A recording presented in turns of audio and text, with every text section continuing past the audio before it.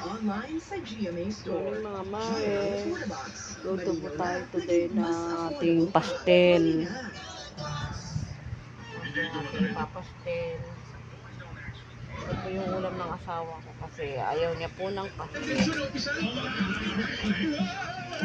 Project A2, Wednesday, 8 p.m. on G-Flex, GTV. Hey guys, I'm here with Kate and Bea. Ating ipapastel mga mare. Yun po yung ulam ng mister ko mga mare. Fried na. Hindi kasi mahilig sa may harina mga mare. Kaya yan lang po sa kanya.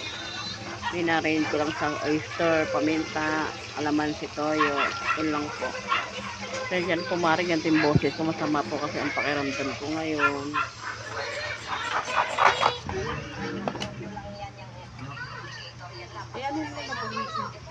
Ito po yung aking ipapastel.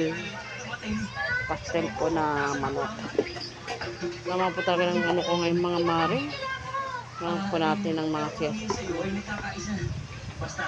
Unahin ko lang muna yung pritong manok mga mare.